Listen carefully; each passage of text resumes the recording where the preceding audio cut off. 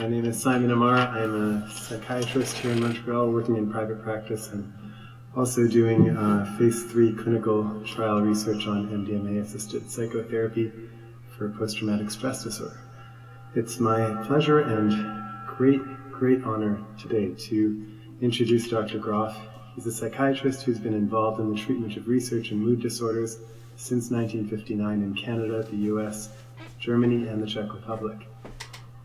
He's exercised leadership positions at the National Institute of Mental Health in the US, advised as an expert at the World Health Organization Mental Health Section. He's currently the director of the Mood Disorder Center in Ottawa and professor of psychiatry at the University of Toronto, Ontario. He's authored or co-authored 486 papers and 3 books. He's also been engaged in transpersonal activities since 1962. I ask you to please welcome Dr. Groff to the podium.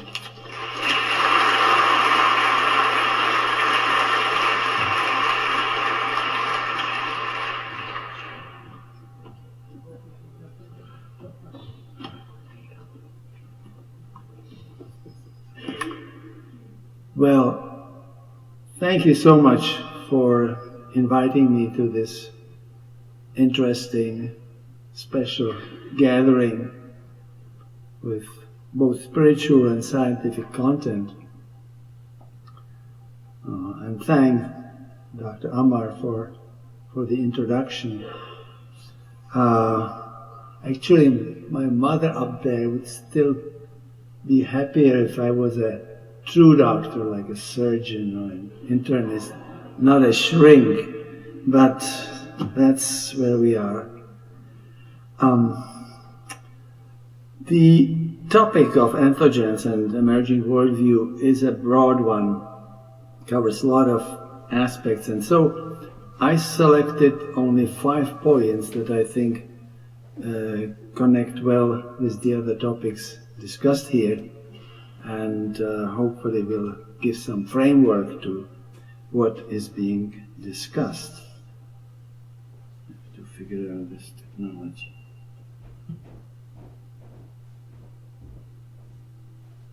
So, first of all, I want to talk very briefly about the past, mainly past of some points from the past of ayahuasca and LSD, the lysergic acid, the ethylamide.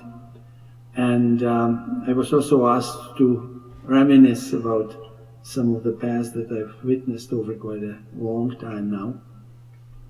Then I would like to touch on briefly on the present, I'm behind this.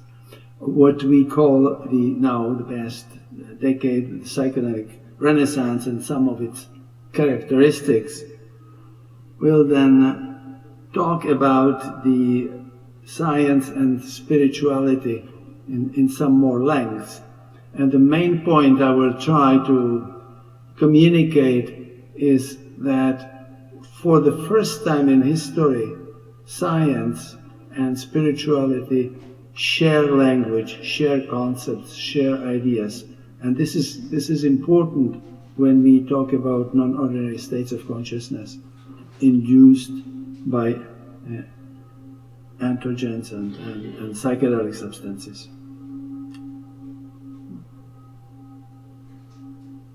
Let's see. Now. And then, I don't think we have much time then left, so I will just briefly touch on the question, how are these non-ordinary states of consciousness that people experience on entheogens, how they are triggered, and I will touch on, I'll probably just list some of the benefits and the risks that I see as important. I thought I should just very briefly show a list of, sorry, that takes us too far. No, that's okay. The entheogens, and particularly focus on ayahuasca, and then we'll show you briefly the psychoactive constituents of these of these particular substances, and will focus on LSD because of the important history.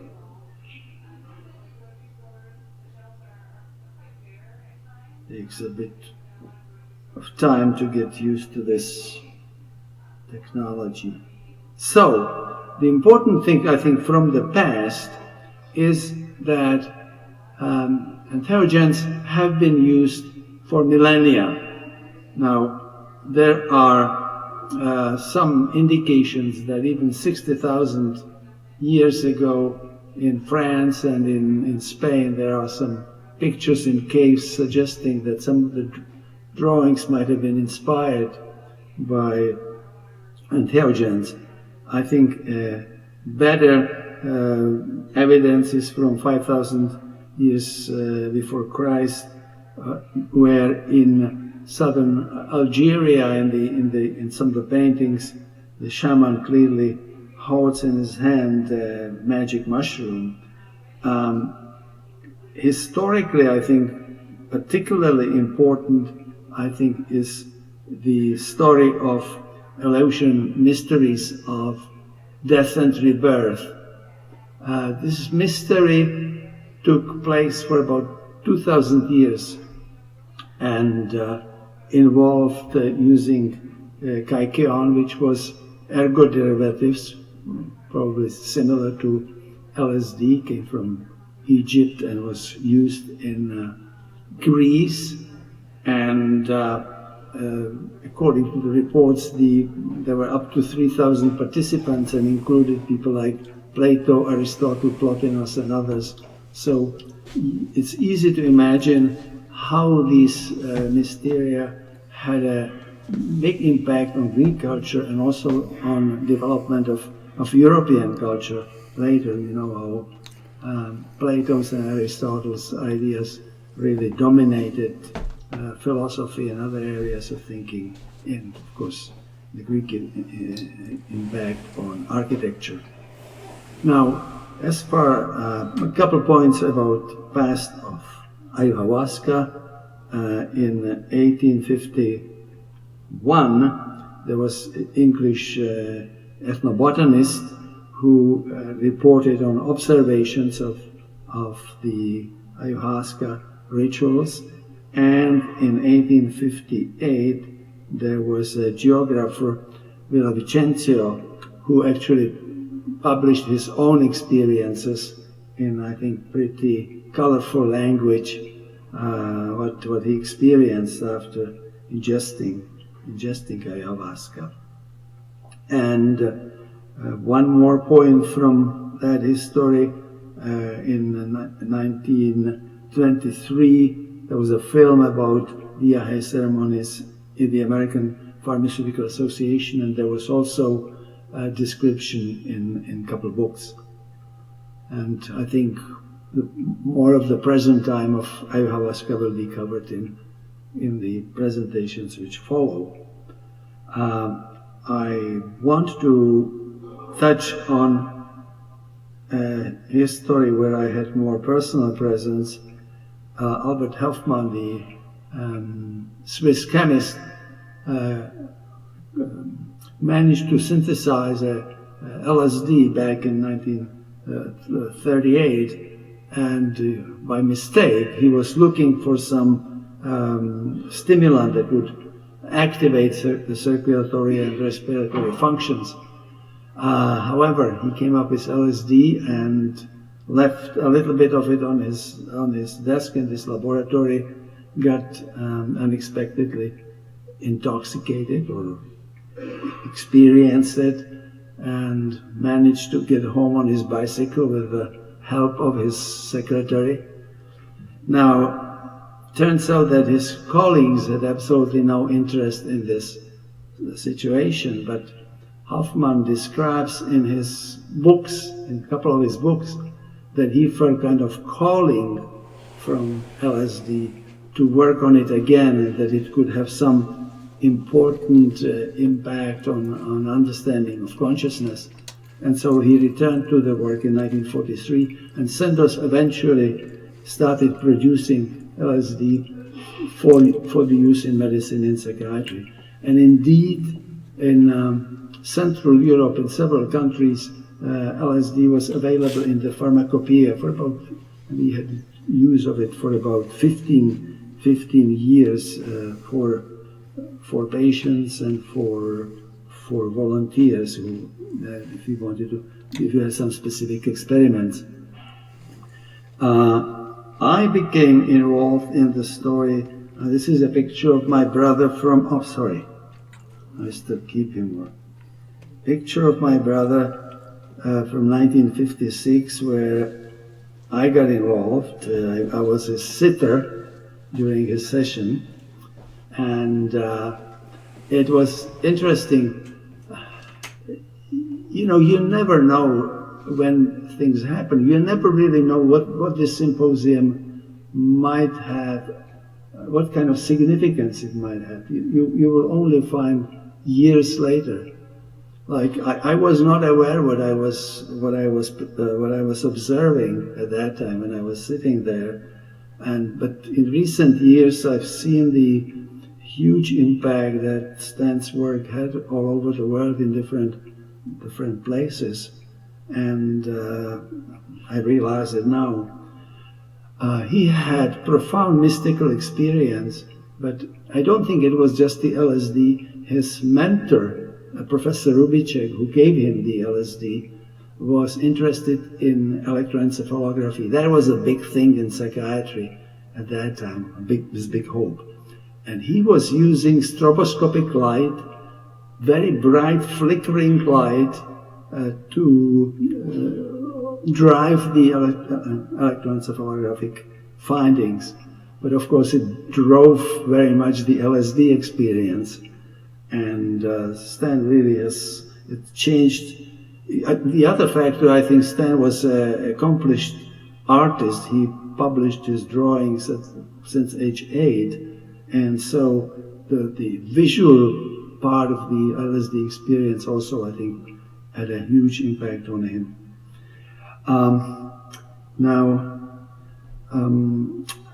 We then came, it was interesting because as we were using this substance, LSD, with patients and with volunteers, we unfortunately did not know how to use it. We did the silly thing as it's happening now with ketamine, that people use it just as another drug. We did not know anything about setting and setting and the importance of these things for the type of the experience.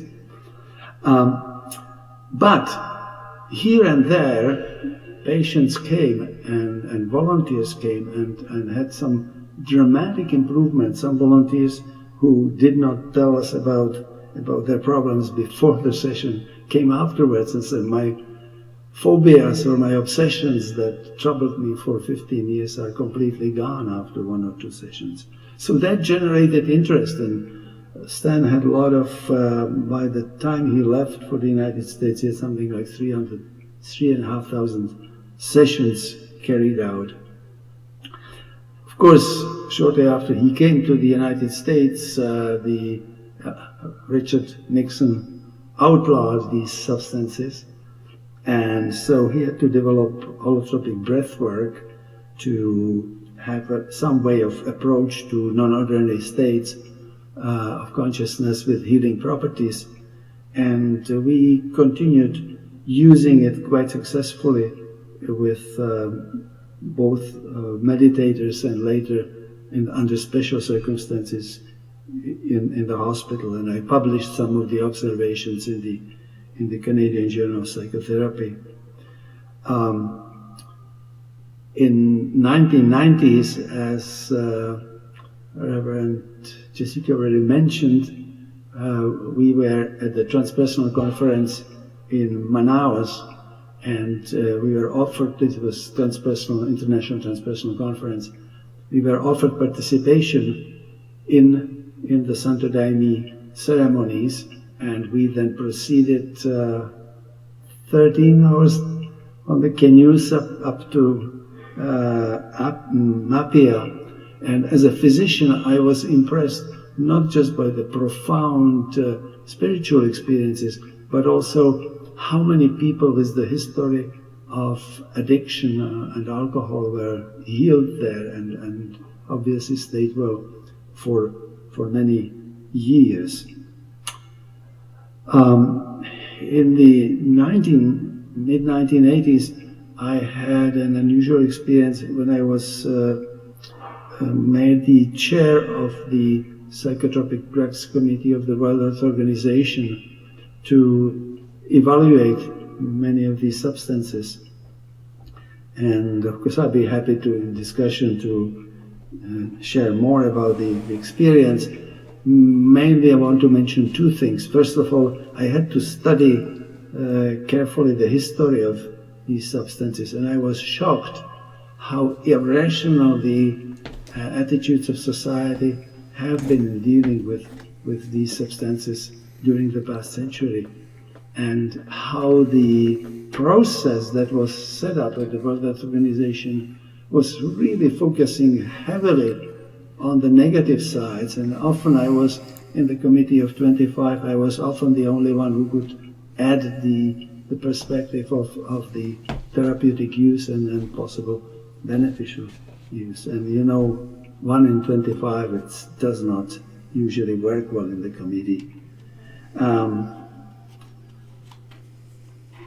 Let me just mention briefly the present time, the psychedelic renaissance. After the, may I say, debacle of psychotropic drugs or psychedelics in the 1960s, because of the misuse, in the past 10 years, suddenly we have psychedelic drugs back, and this time they are coming through a very different channel. In the 60s, of course, that was primarily from the subculture. This time it's coming actually mainly through completely legal and square academic routes for medical application. And if we had more time, in the initial version of this presentation, I actually had review of these 160 studies that are now available with many positive results. The conclusion would be that there is good evidence that in some difficult cases of anxiety, depression, addiction, these substances can be very useful and beneficial, and I think need to be used. The question is why the Renaissance happened, and I think many people scratch their heads and try to figure it out. More than 10 years ago, the psychologist Richard Tarnas, who is very much interested in archetypal cycles, actually predicted that. He said that in the 1960s, the kind of radical planets of Uranus and Pluto were in conjunction, whereas in 2011 and 2020 they are in a square. So the psychedelics are now coming through the square channels of medical science. Well, I would not put too much emphasis on it, except that to be right with this kind of prediction is certainly very impressive. Let me see. Well, let me get into the emerging new worldview. Now, when I talk about this topic in Toronto, I usually take 4 hours. So I'm not sure in the next 5 minutes whether I'll succeed to give a good, succinct, description of this issue.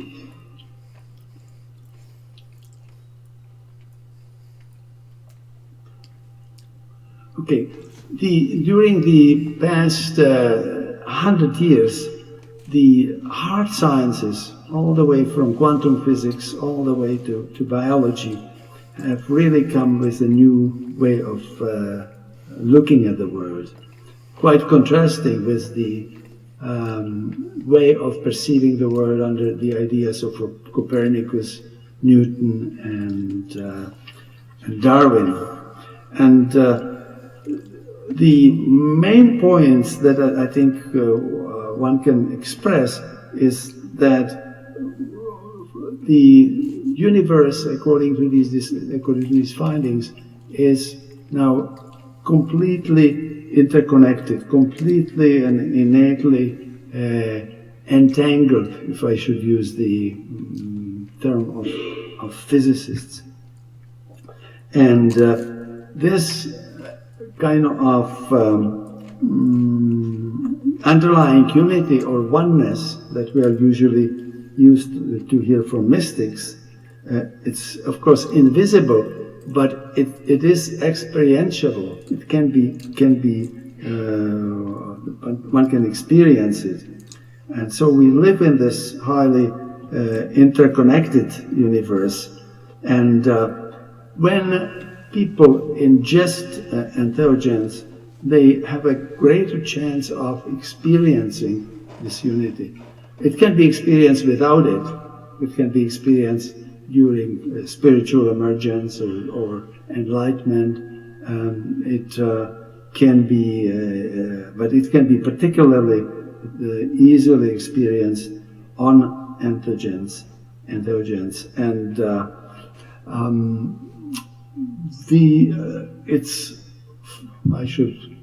I was tempted to ask you actually how many of you have experienced this experience of oneness, because it's something that's ineffable. It's not easy to describe in words unless you have had experience, and then you know what I'm talking about.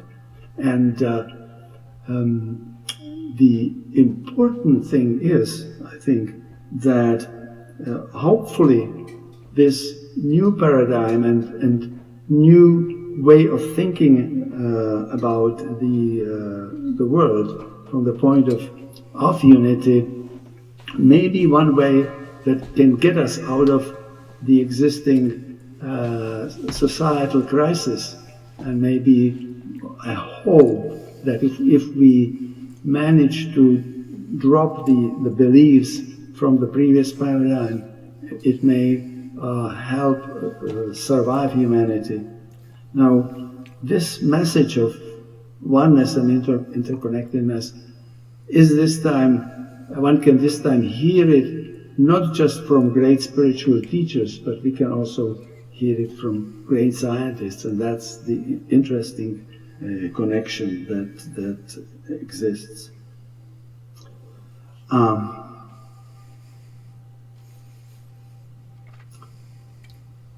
Now, you probably would like to hear some examples. I think I have only time for one or two. Certainly, for my way of thinking, medical thinking, the twins that are separated from each other at birth and live separate 20, 30, 40 years and then get together is one example of how this interconnectedness functions. You probably have seen some of the programs, and it's unbelievable that after being separated for 40 years, the similarity in behavior, in habits, in how many, the same number of children that they have, give them similar names while live completely separately. And all this can be explained now in modern science by this field, subatomical field that is spread, where the processes, according to Haramain, the physicist, according to his calculations, the processes move something like 20,000 times faster than the speed of light. So the interconnectedness is practically immediate in the universe. Well, I think at the elections we'll see the interconnectedness of group behaviors, hopefully. And if you, the processes such as intuition, telepathy, remote viewing, distant healing have been well documented experimentally during the past century and can be only understood and we can only think about possibilities of phenomena such as that if there is indeed unity in the universe. Now, I think Reverend Rochester and the organizing committee must have had incredible intuition, because this afternoon actually there is a Global Oneness Day that started at 1 o'clock, and it was about 40 speakers are on the internet discussing this idea. Besides the unity and oneness, I think the other important factor from the new worldview is the concept of non-local mind, and I can only refer you to the literature by Larry Dossey, for example, the internist and surgeon, by Charlie Tart, the psychologist, by philosopher Erwin Laszlo. The point is that there is robust evidence now that the mental activity is associated with the brain, but is certainly not contained to the brain, and that there are other mechanisms, particularly probably related to field phenomena, that allow mental activity to achieve activities such as intuition, such as telepathy, and other phenomena that the simple materialistic concept cannot explain. I don't think I have time to touch on some of the other ideas from the new concept, new worldview that is emerging, and that certainly surpasses the mechanistic view that existed. Perhaps just one point, it's very interesting. For example, the last point, the hard to measure and perceive, that is quite the opposite to the Newtonian physics, where the emphasis was very much on exact measurement. I mean, we believe only that can be seen, perceived, and accurately measured. Now, if you look at what has happened during the past century in astronomy, you will find that, of course, that there's not that much interest in movement of planets or movement of stars. The interest is much more in dark matter, dark energy, black holes. The concept has shifted. I will only very briefly touch on the issue of how are the non-ordinary states triggered. And of course, that could relate to entheogens, but it can also apply. The observations we have made also come from long-term 50 years of studies of bipolar disorders. Naturally, the pharmacology of these substances plays an important role, but I think much more important is, in fact, the much more dynamic processes that take place. First of all, when somebody ingests entheogens, there is marked increase in connectivity in the brain. And I show you the slide from the work of British investigators, and I don't know whether I can manage that.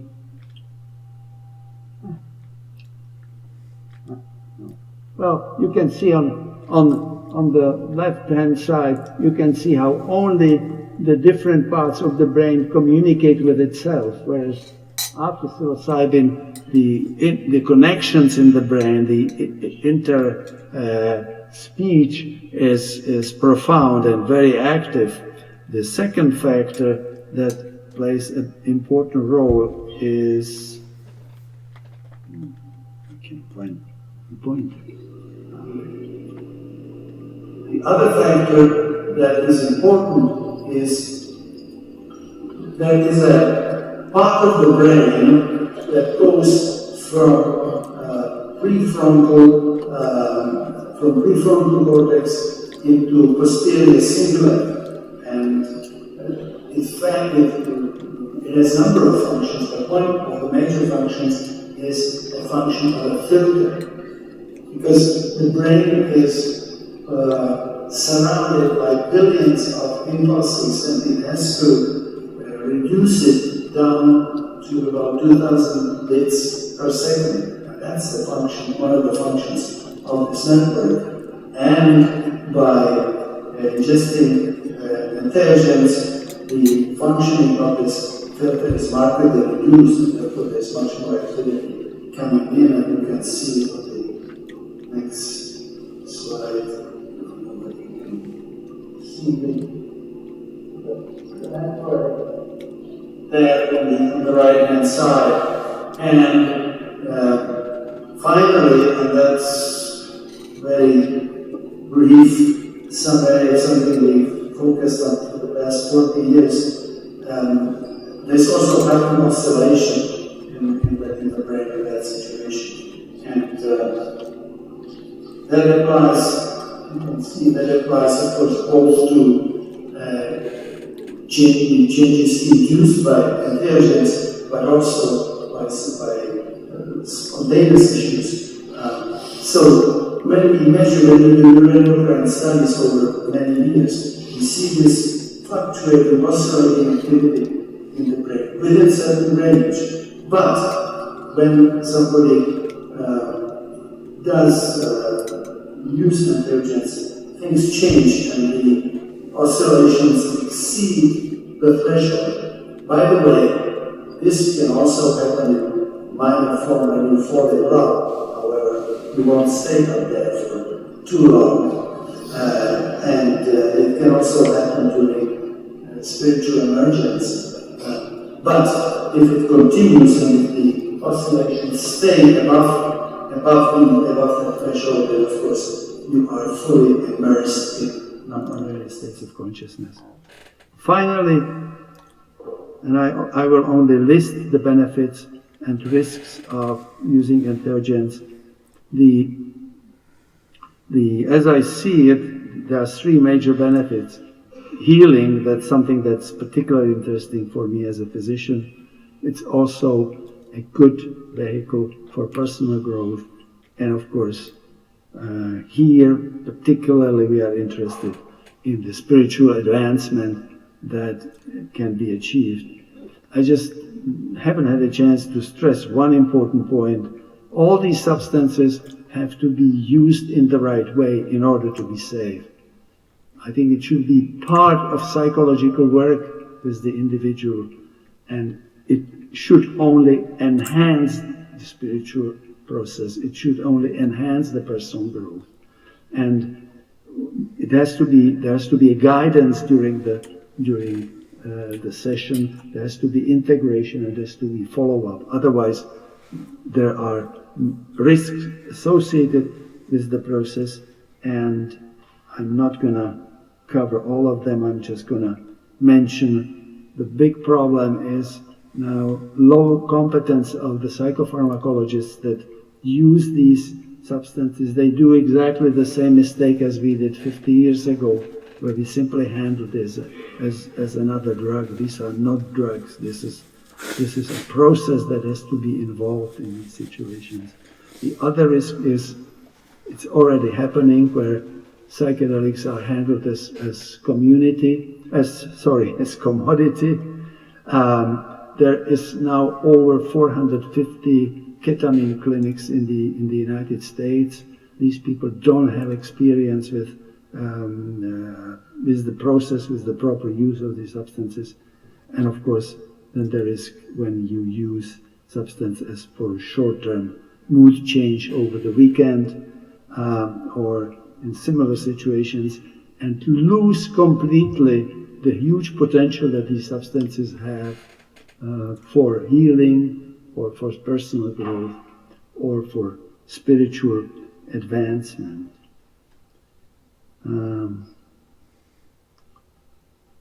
I thought I would end up on a brief poem which goes something like, "To fall in hell or surge angelic, you need a pinch of psychedelic.